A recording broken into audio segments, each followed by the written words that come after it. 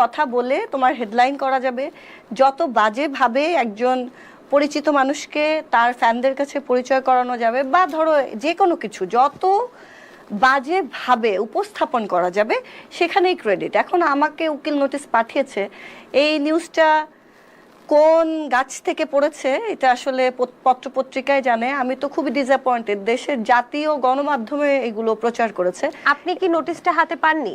আমি হাতে পাইনি, তাদের হাতে কি আছে? আপনাকে উকিলের পক্ষ থেকে, উকিলের নামও কিন্তু এখানে যতটুকু জানি যে উল্লেখ করা আছে, মোহাম্মদ মেজবাহ উদ্দিন চৌধুরী, ওনার পক্ষ থেকে কোনো ফোন বা কিছুই কি দেওয়া হয়নি? ধরো this is a script I think, কারণ 7 দিনের মধ্যে কার পক্ষ থেকে?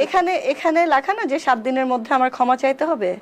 7 দিন কিন্তু পাস, আমার কাছে এখনো কাগজটাই আসে নাই। সো আমাকে যে কেউ উকিল নোটিশ পাঠালো সেটা প্রমাণ কি, বা তারাও কি আসলে আদৌ, এটা কি হয়েছে জানো, চিল কান নিয়ে যায় একটা কবিতা ছিল না, যে কান নিয়ে গেছে চিলে, সুকুমার রায়ের মনে হয় কবিতাটা। সো সেই চিল কান নিয়ে গেছে, চিলের পিছে ছুটতে ছুটতে ছুটতে ছুটতে শেষ পর্যন্ত আবিষ্কার হয় ও কান তো কানের জায়গায় আছে। সবার অবস্থা সেরকম। কিন্তু একটা বিষয় একটু জানতে ইচ্ছে করছে, যদি এটা ভুয়া নিউজই হয়, যদি গণমাধ্যম, এতগুলো গণমাধ্যম যদি ভুল তথ্যই দিয়ে থাকে, যদি এটা হতো, যদি আপনার কাছে নোটিশটা আসতো, তাহলে কি আপনি এটার জন্য দুঃখ প্রকাশ করতেন কিনা? অবশ্যই না। প্রথমত যে খবির না স্থবির, আমি তার সাথে লিভ টুগেদার করিনি, এবং আমি ওই উকিলের সাথেও লিভ টুগেদার করিনি। I stayed with my husband, who is now my husband. আমি তো এখানে কোনো প্রবলেম দেখছি না।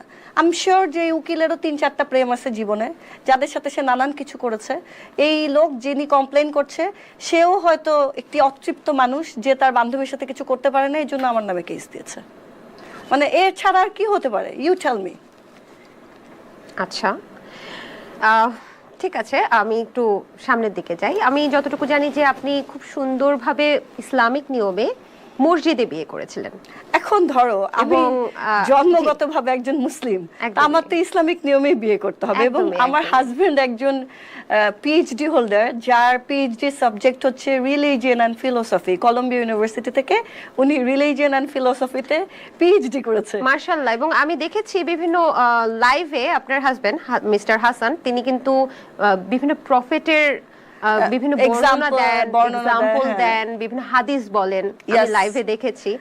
তো আমার he is very educated in religion. একদম একদম নিঃসন্দেহে, এবং আপনিও এবং সব কথাই মাশাআল্লাহ ইনশাআল্লাহ কিন্তু বলেনি। যেমন আমার নতুন প্র্যাকটিস, এর জন্য আপনার হাজবেন্ডের সাথে থাকতে না, এটা আসলে আমি মনে করি যে আমি অনেক ব্লেসড একটা মানুষ, কারণ আল্লাহ আমাকে অনেক কিছু দিয়েছেন, এবং আসলে আল্লাহই দিয়েছেন।